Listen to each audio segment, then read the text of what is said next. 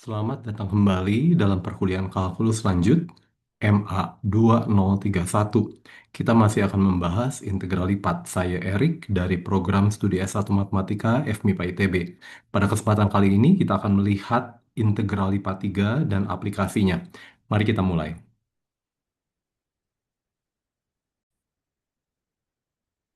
Oke ya, berikut ini. Kita lihat, misalkan W adalah balok dengan X-nya dari A sampai B, Y-nya dari C sampai D, dan Z-nya itu dari P sampai Q. Artinya ini adalah balok dengan ukuran B minus A dikali D minus C dikali dengan Q minus P. Partisi setiap interval pada ketiga sisi menjadi N bagian. Dalam hal ini saya pilih N bagian yang sama panjang. Sehingga delta X-nya selalu B minus A dibagi N, delta Y D minus C bagi N, delta Z menjadi Q minus P bagi N. Dan IJK-nya oh ini seharusnya tidak ada ya, maaf saya salah. Nah, yang perlu diingat adalah, Pak bisa nggak ini partisinya menjadi N bagian atau satu menjadi N1, N2, N3, lalu dengan setiap subintervalnya sama panjangnya berbeda. Bisa saja ya, tapi pada akhirnya tidak masalah gitu ya. Misalkan f fungsi terbatas pada W dan untuk setiap balok xi minus 1 xi, yj minus 1 yj, xzk minus 1 zk, pilih wakil cijk gitu ya. Ambil suatu titik pada balok dan itu akan menjadi wakil dari nilai fungsi f x y z saya gitu ya. Nah, nanti definisi jumlah Riemann itu adalah Tn adalah eh, jumlahan tiga ini di dari FCIJK dikali dengan delta X, delta Y, delta Z. Jadi saya punya volumenya delta X, delta D, delta Z, volume balok tadi dikali dengan ketinggian wakil. Tentu saja ketinggian di sini bukan ketinggian di dimensi 3 ya teman-teman ya. Karena ini F-nya itu dari R3 ke R, berarti kalau mau menggambar dia harus di R4. Karena tiga, tiga dimensi untuk domain dan satu dimensi untuk range ya. Nah, ini boleh saya tulis sebagai sigma ini dari FCIJK delta V. Jika limit TN-nya itu ada untuk sembarang pilihan CIJK gitu, untuk sembarang pilihan CIJK, maka nilai T ini disebut integral lipat 3 atas W yang dituliskan seperti ini. Ya, integral lipat 3 F dV atas daerah W, atau integral lipat 3 F X Y Z dV atas daerah W, atau integral lipat 3 F X Y Z dx dy dz, dy dz dx, dz dx dy, dz dy dx eh, atas daerah W. Ya, saya pikir ini persis sama saja perumuman dari apa yang sudah kita pernah tahu di integral lipat 2. Nah, selanjutnya fungsi yang f yang kontinu. Nah, oke, fungsi f yang kontinu kecuali pada himpunan yang kecil maka selalu terintegral gitu ya, fungsi f dari R3 ke R. Himpunan kecilnya apa? Kalau dulu di integral lipat 2, himpunan kecilnya itu adalah kurva, yang di sini di integral lipat 3, himpunan kecilnya itu kira-kira paling besar sebesar permukaan gitu ya. Oke. Nah, teknik menghitung integral lipat 3 persis sama seperti ketika kita bicara tentang integral lipat 2. Saya bisa melihatnya sebagai integral berulang 3 kali ya. Fx, y, z kalau misalnya ini pada daerah A, B, C, D, P, Q, maka ini akan menjadi PQ, CD, AB, AB gitu ya. Oke. Dan kalau dia kontinu, berlaku teorema Fubini juga, saya bisa menukar tanda dx, dy, dz, elemen volumenya sembarang gitu. Nah, benda sederhana atau himpunan sederhana per ruang didefinisikan seperti di integral lipat 2. eh oke, misalkan W adalah benda sederhana yang dibatasi. Nah, sama seperti sebelumnya ya, ada benda sederhana dengan X-nya fix, dengan Y-nya fix, dan dengan sekarang Z-nya fix gitu ya. Ada yang X-nya fix, Y-nya fix, dan Z-nya fix. Nah, itu nanti akan kita lihat juga nanti di sini gitu kira-kira. Oke. Misalkan W adalah benda sederhana yang dibatasi oleh grafik fungsi Z sembilan Q X Y dan Z sembilan P X Y. Jadi saya punya permukaan bawah, saya juga punya permukaan atasnya gitu kira-kira ya. D adalah daerah sederhana di R2-nya. Integral benda sederhana ini dihitung dari gitu ya. Kalau saya pengen DZ, DY, DX, DY ya seolah-olah bendanya itu saya proyeksikan ke bidang X, Y gitu ya. Saya proyeksikan ke bidang X, Y, maka begitu saya proyeksikan ke bidang X, Y, saya punya daerah D-nya. Lalu saya bisa menentukan permukaan atas dan permukaan bawahnya ya karena Z itu atas bawah. Nah, kira-kira seperti itu dalam hal fx y z-nya satu, maka dia adalah menghitung volume sederhana benda W ya. Oke. Nah, kita coba lihat contohnya.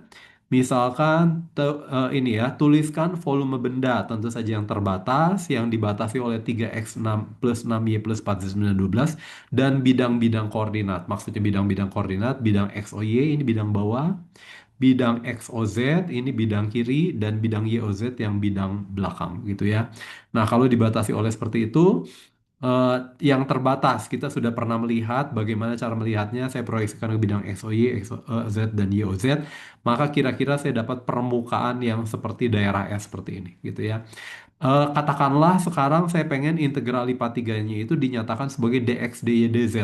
Artinya nanti bendanya itu saya proyeksikan ke bidang YZ ya.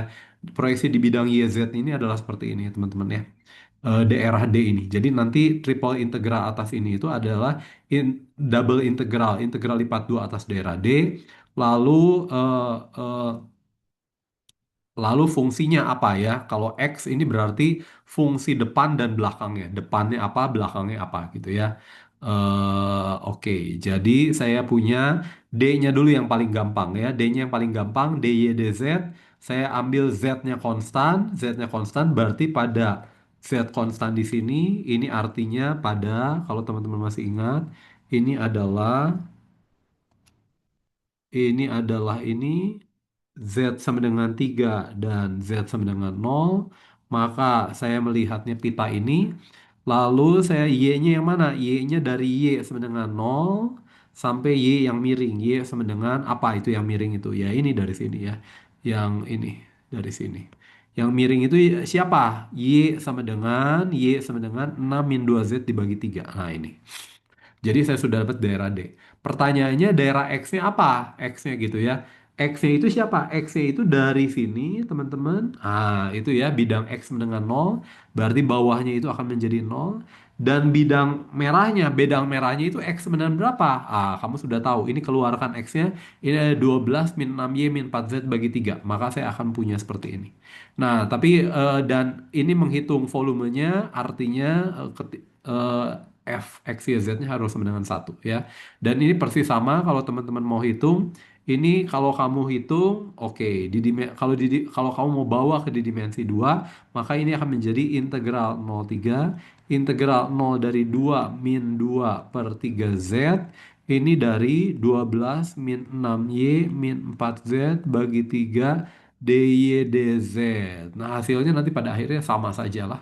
Seperti kamu mengerjakan integral lipat 2. Tapi ini ketinggiannya, kalau biasa ini ketinggiannya, ini luasnya. Kalau sekarang apa? Eh, Tingginya dalam tanda kutip nggak ada ya, ini menjadi 1. Supaya nanti ini langsung menjadi volume. Volume dikali 1 ya volume. Gitu ya. Oke, saya pikir itu. Nah, yang berikutnya coba kita lihat. Oh, tadi perintahnya hanya tuliskan ya, tidak mencari. Kalau mencari, saya yakin bisa lah. Nah, lalu yang berikutnya tentukan integral lipat 3 2x y z dv dengan W adalah daerah pada oktan pertama yaitu X positif, Y positif, dan Z positif yang dibatasi oleh Z sama dengan 2 min X 2 min setengah X kuadrat. Teman-teman tahu ya, gambarnya yang pada apa? Yang pada ini, pada bidang X, O, Z. Pak, kalau pada Y sama dengan satu, ya gambarnya tetap ini karena nggak ada pengaruh dari Y. Z itu nggak ada fungsi Y. Jadi untuk Y berapapun selalu Z sama dengan 2 min setengah X kuadrat gitu ya. Jadi dia seolah-olah punya gitu ya, seperti seperti terowongan gitu nanti. Untuk setiap Y dia akan selalu sama. Dengan cara yang sama, Z sama dengan nol ini bidang mana? Bidang bawah gitu. Y sama dengan nol ini bidang kiri. Nah, Y sama dengan X itu yang ini. Ya, tapi itu ketika Z sama dengan nol. Tapi untuk Z yang lain dia akan tetap sama. Jadi nanti saya punya seperti seperti tembok gitu ya. Tembok Y sama dengan X. Nah, kalau saya lihat gambarnya kira-kira seperti ini. Yang biru itu adalah Y sama dengan nol. Saya pikir ini ya tidak masalah. Y sama dengan nol. Lalu Z sama dengan nol bidang bawah, saya pikir ini tidak masalah, bidang X, O, Y. Y sama dengan X, ini yang hijau. Lalu Z sama dengan 2 min setengah X kuadrat, ini yang merah. Yang merah. Sebenarnya dia masih ke belakang gitu ya, tapi kan kita lihat hanya oktan pertama gitu ya. Nah, udah gitu saya iriskan dengan Y sama dengan X, maka saya punya, nah ini kira-kira gitu ya, ada ininya gitu kira-kira. Jadi nanti ketinggian atasnya itu adalah Z sama dengan 2 min setengah X kuadrat gitu ya. Ketinggian atasnya adalah Z sama dengan 2 min setengah X kuadrat. Lalu supaya saya coba eh, terakhirnya dy dx. Begitu saya mau terakhirnya dy dx, saya proyeksikan ke bidang x, y. Di bidang x, y saya proyeksikan ke bawah, maka kalau saya lihat nanti hasilnya adalah seperti ini. Dia adalah segitiga gitu ya. Segitiga D ini. Jadi boleh saya tulis ini akan menjadi double integral dari D, D-nya itu daerah ini, nanti boleh saya tulis double integral daerah D gitu. Ini dari dz, dy, dx. Z-nya yang mana? Dari ketinggian paling bawah, yaitu Z sama dengan nol sampai ketinggian yang merah itu. Merah itu adalah 2 min setengah X kuadrat. Gitu ya. Jadi saya punya ini. Lalu yang berikutnya tinggal saya cari X, Y-nya seperti apa? X-nya yang ngikutin apa? Ngikutin segitiga ini. Kalau saya mau X, berarti saya lihat X yang mana? Yang ini ya. Shoot, shoot gitu. Artinya saya lagi ngomongin di pita ini. Di pita ini lalu saya ambil Y-nya berapa? Dari ketinggian nol sampai ketinggian X. Jadi saya punya dari ini saya salah sepertinya ya. X-nya dari nol sampai 2 betul. Y-nya dari ketinggian nol sampai ketinggian X. Wah, saya salah. Saya salah ya. Nggak apa-apa, dosen juga manusia. Ini dari ketinggian nol sampai ketinggian X gitu ya. Oke, jadi saya dapatkan ini. Untuk menghitungnya, saya serahkan pada kamu. Kamu coba sendiri ya. Saya pikir itu saja. Itu jadi menghitung volume atau menghitung, nah, menghitung apa gitu ya. Ini menghitung apa? Nah, ternyata kalau fungsi fx, y, z-nya itu positif, saya bisa tulis rho gitu. Ini akan berubah menjadi apa? Ini rho dikali dengan V gitu kira-kira ya. Jadi ini rapat massa, massa persatuan volume, karena bendanya benda tiga dimensi, massa persatuan volume dikali volume, dia akan menjadi massa. Jadi saya punya M-nya itu adalah integral lipat 3 dari rho x, y, z, dv. Tentu saja dan rho-nya itu adalah fungsinya harus kontinu dan positif. Enggak kontinu boleh, boleh, tapi hanya pada himpunan kecil.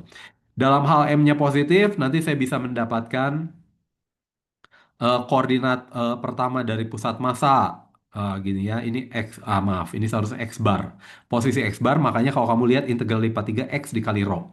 Kalau Y bar yang bawah ini adalah Y kali rho. Kalau Z bar ini adalah Z dikali rho. Dengan cara yang sama yang lainnya seperti itu ya. Cuman hanya saja beda sekali, MX ini bukan momen terhadap sumbu X ya. Bukan momen terhadap sumbu X. Tapi momen pada sumbu X lah gitu. Makanya ini. Kalau sebelumnya itu X dikali rho itu adalah momen terhadap sumbu Y gitu ya. Sekarang di dimensi 3 agak susah. Jadi MX ini ya momennya pada sumbu X gitu ya. Pada sumbu X. Makanya X dikali ini. Y dikali ini. Z dikali ini. Oke, saya pikir ya. Nah, dengan cara yang sama nanti ada nilai rata-rata fungsi gitu. Kalau volumenya benda bendanya benda di dimensi tiganya volumenya terbatas dan ini F-nya kontinu, maka nanti berlaku juga nilai rata-rata integral, teorema nilai rata-rata integral untuk untuk integral lipat 3 ya. Saya pikir ini persis sama saja. Kalau ini nilai rata-rata integral, nanti kalau teorema nilai rata-rata integralnya apa? Bahwa nilai rata-rata integral lipat 3 ini tercapai di suatu titik pada benda V itu. Ya, pada suatu titik di benda V itu. Saya pikir itu saja. Yang berikutnya kita masuk ke bagian terakhir di integral lipat, yaitu perubahan variabel pada integral lipat. Oke ya, terima kasih.